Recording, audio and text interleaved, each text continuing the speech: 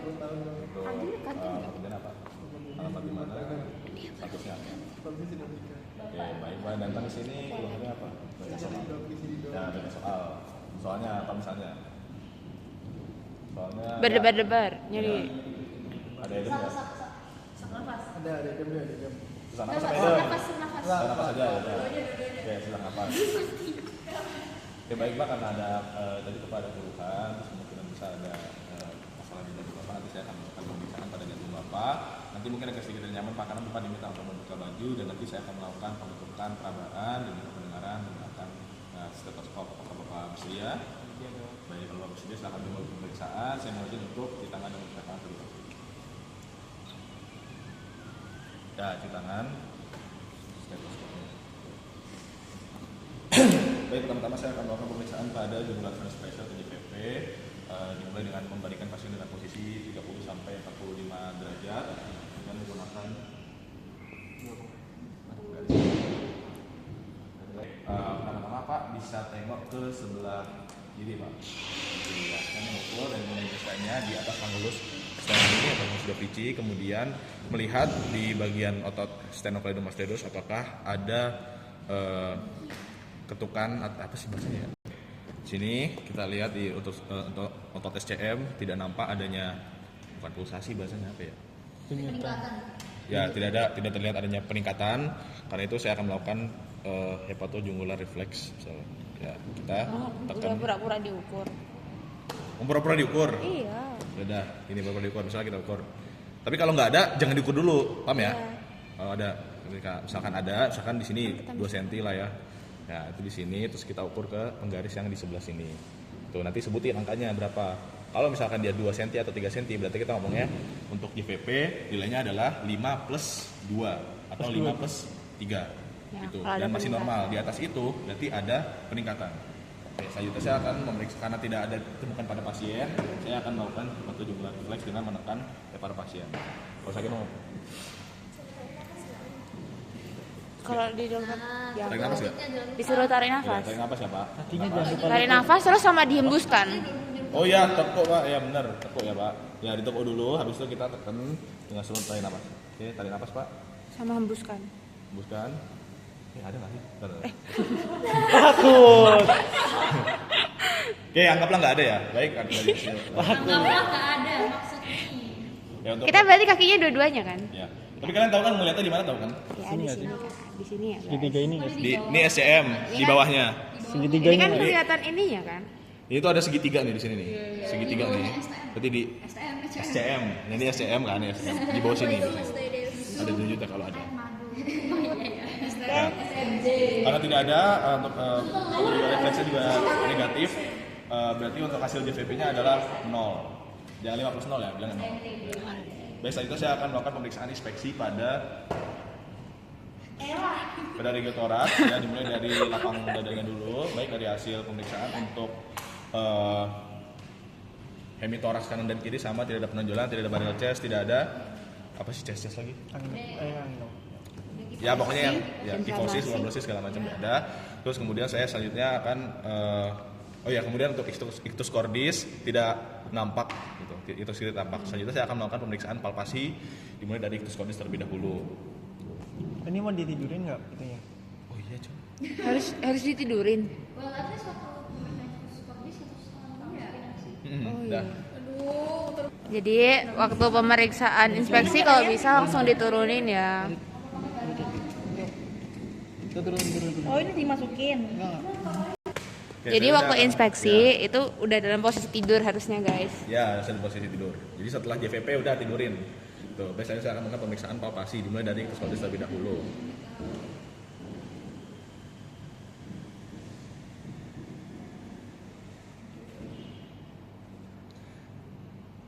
Anjir terapa Cok, Fadil? Ictus cordis. Tadi punya maaf sudah berapa? Emang normal nggak sih? Baik, untuk gini. Habis itu, Ini lah ictus cordisnya lokasinya. Kalian ngomongnya teraba apa enggak? nah untuk ictus cordis yang di enggak cuma teraba doang. Jadi Diameter. ya lokasi diameter oke. Jadi jelasin lokasinya. Berarti untuk ictus cordis terletak di SC5 linea midclavicularis sinistra 2 cm medial. Kemudian untuk amplitudonya Maafan. teraba halus perkusi. Cepat lembut. Ya, cepat lembut. Terus kemudian untuk diameternya sekitar 2 jari dan 2 jari tidak 1 sampai 2 cm gitu aja dah. 1 sampai 2 cm gitu untuk diameternya 1 sampai 2 cm. Kemudian untuk tidak ditemukan adanya trilling tidak ditemukan adanya trilling ataupun kuat angkat pada kitus cordis. Baik, selanjutnya saya akan melakukan pemeriksaan Palpasinya lagi ke posisi. Berarti trilnya itu udah langsung. Ya. Oke, ini Ralat lagi guys. Ralat lagi. Ya, intinya tadi interpretasinya udah, tapi untuk pemerabaannya nanti di sini suruh posisi duduk. Suruh left lateral decubitus, miring. Terus suruh nunduk. Naik, Pak. Nunduk. Pak. Ungkup dah. Tarik nafas nggak sih? Ya, tarik napas. Tarik napas ya. Tarik nafas ini. Kan ini. Biar dia tuh kan kalau tarik nafas kan dia kan ketarikan. Terus jadinya si kitus cordisnya lebih nempel sama dinding dadanya. Oh gitu. Yaudah, berarti palpasi semuanya pakai tarik nafas. Gitu ya. Inspeksi tarik nafas, palpasi tarik nafas, auskultasi pun tarik nafas. Oke, selanjutnya saya akan melakukan pemeriksaan auskultasi. Perkusi dulu. Perkusi. Nah, perkusi saya akan melakukan pemeriksaan batas redahan jantung kanan dan kiri. Tuh.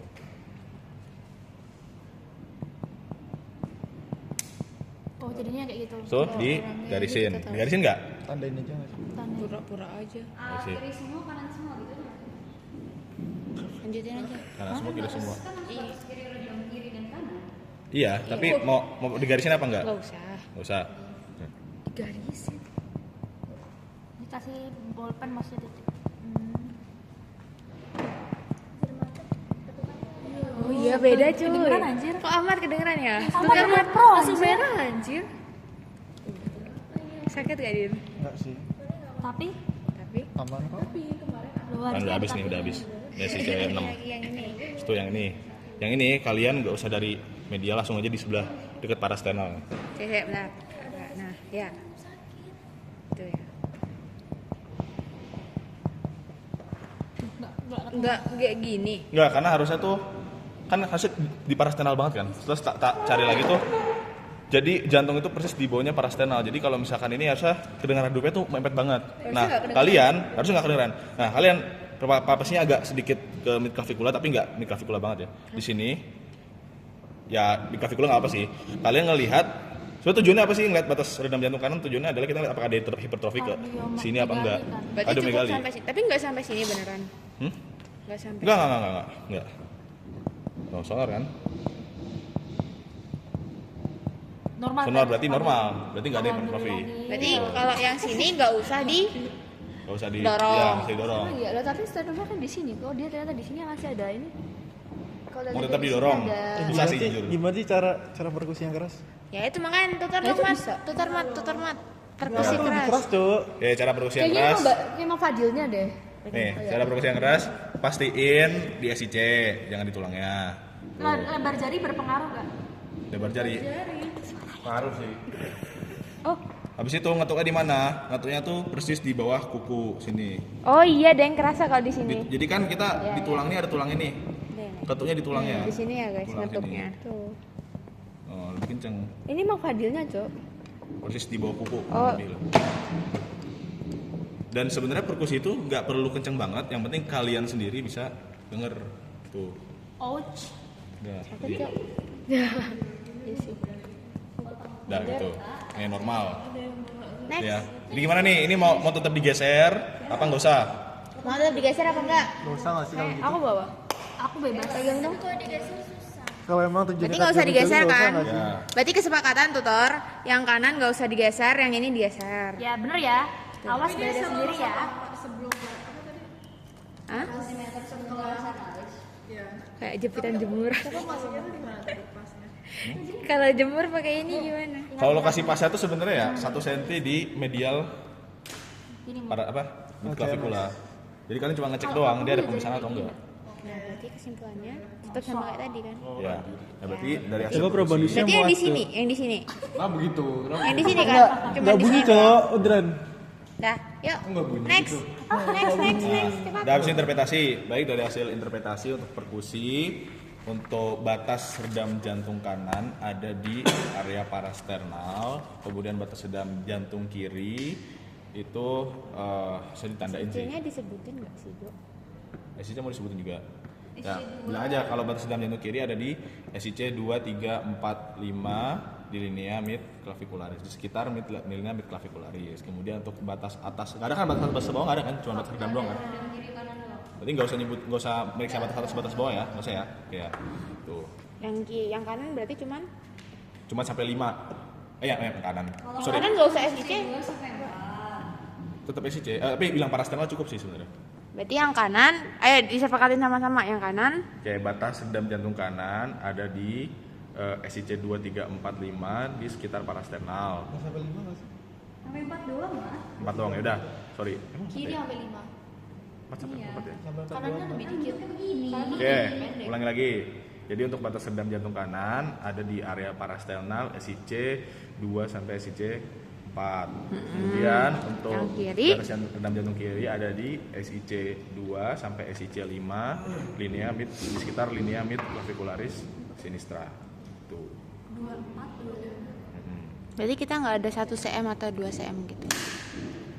1 cm yang mana? Yang kiri apa kanan? Yang kiri.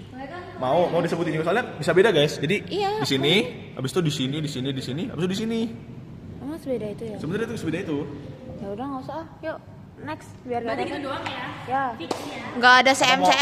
Boleh kalau mau cm. Jadi kayak untuk di SIC 2 itu 1 cm Enggak. di sebelah mid clavicula, SIC 3 pas di mid clavicula, SIC 4, SIC Kalian mau kayak gitu? gitu.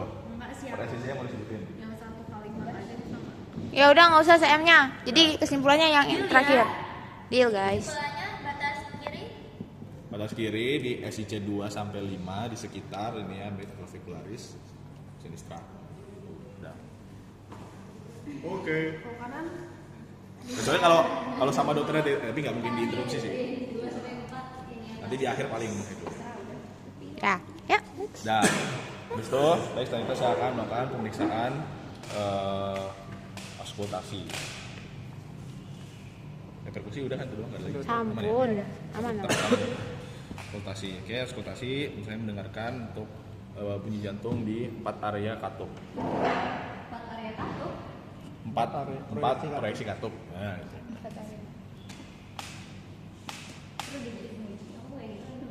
Disebutin nggak ini katup aorta di SIC gitu. Dapat ngunci luka.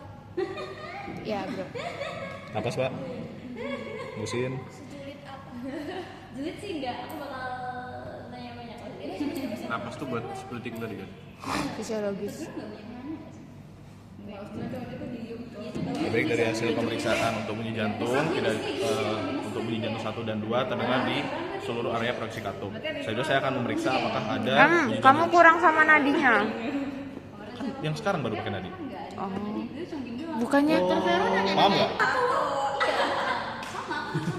Iya, aku di anu terus nggak diajarin dok gitu. Yang baik, selanjutnya Terima kasih ya. pemeriksaan auskultasi pada bunyi jantung pasien di 4 area proyeksi. Proyeksi Empat area katup. Semester 1, Cuk. Siapa sih dokternya? Jadi gue cuma jelasin fisiologi doang kayak bisa tuh kan dengan saat atau apa aja. Ah, Serahmu lah pokok gimana. ribet anjir. Ntar emang ya. Gimana sih, Mat? Kalau Mat tadi berbuat sih, Mat. Emang kayak gitu, megang gini. Serah-serah Gini pokok. nggak bisa, Mat. Gini, Mat. Kayak Kan megang pasiennya suruh gini aja. Kan gini. Mau gini aja. Serahnya, serah. Kenapa nggak di sini tangan? Apa? Ini tangan lu nggak di sini nggak bisa. Kalau megang stepnya. Emang kamu nggak bisa megang Kamu main tangan kiri. Kamu megang Iya, saya taunya pakai tangan kiri. megang gini aja. Kayak kamu gini. megang nadimu sendiri ya, Mat. Oh gitu. Iya. Kok dia pendek banget sih? Makanya aku pendek ya. Tanya apa? Itu dipotong ya, Pak. Udah berarti gini ya, berarti main kiri aja megangnya. Udah. Luk, duk. Mana sih megangnya? Iya benar. Megangnya kayak gitu. Iya ya. Iya, benar kok. Megang tangan gini. Ya pokok kayak megang nadi biasa. Oh iya di sini tadi. Tarik napas, buang. Ih, kamu gak bisa megang nadi gue gitu dipasangi patil kan. Makanya padahal tak pasangin di dalam Oke, itu. baik, dari Ya, ya, ya, hasil bagus, bagus. jantung 1 dan 2 terdengar di semua Kupingnya. area proyeksi katup. Selanjutnya saya akan melakukan pemeriksaan apakah ada Kekerasan bunyi tahapan probandis, jantung Jo. tambahan. Copot jir kalau di rambutnya Fadil. Di kupingnya. Sumpah. Fokus lagi.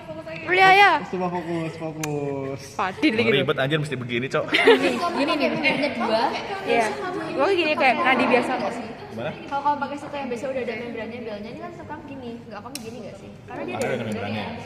Tapi di Oxnya bisa enggak ada membran. Enggak se-fancy ini sih. Ya udah berarti tetap gini ya, guys. Tergantung kalau dia nggak ada membran di belnya, berarti kamu pegangnya tuh kayak gini. Tapi kalau dia nggak ada, baru kamu pegang dari atasnya. Enggak kedengeran aja. DSL nggak ada. Oh, dengeran. Kalau di SL megangnya dari sini. Iya. Berarti kalau di SL gini. Iya. Oke. Ya, baik dari hasil pemeriksaan untuk Loh, belum miring. Oh iya, ya deh maaf. Ya, lanjutkan. Benar. Maaf, lupa. Maaf. ya. Yang di cukup Ini ya cek dulu. So tadi anggaplah udah ya interpretasi. Terus itu kita lanjut tadi ngomong yang ada kelainan apa enggak. Ya, yang Kalau ada misalnya kelainan. ini. Ya, oke Pak. pakai belakangnya. Sekarang terus kayak Pak sekarang bisa posisi hadap kiri Pak. Anjing berarti kita mesti begini ya? Ribet banget ya. Ribet banget anjing. Bisa baik lagi Pak. Sekarang bisa posisiin untuk Pak. Kayak ketarik, coy. Udah Pak balik lagi Pak. Dipeluk dong probandusnya. Iya, Badannya peluk. Dipeluk. Itu naik bed Oxnya harus agak loncat gitu. Kayak, oh iya. Agak loncat.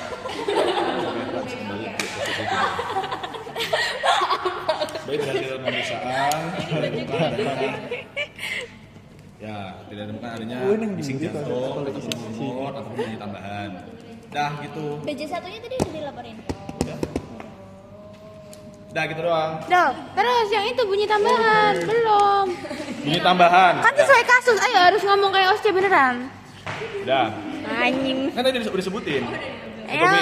bunyi jantung normal disebutin. Terus yang kedua kan bunyi jantung tambahan, tidak ada bunyi jantung tambahan. Ya. Terus kemudian Iwan pilok ini. Ya, yang nah, Iwan. itu mau berarti nah gini. Yang kan kalau Kentucky? ini masih meriksa pasien nih. Nanti kalau meriksa pasien kalian harus sebutin normal dong. Nah, setelah udah selesai pemeriksaan kalian ngomong ke dokternya kayak apa gimana ya? Kan dokternya nggak bakal ngasih hasil, bro.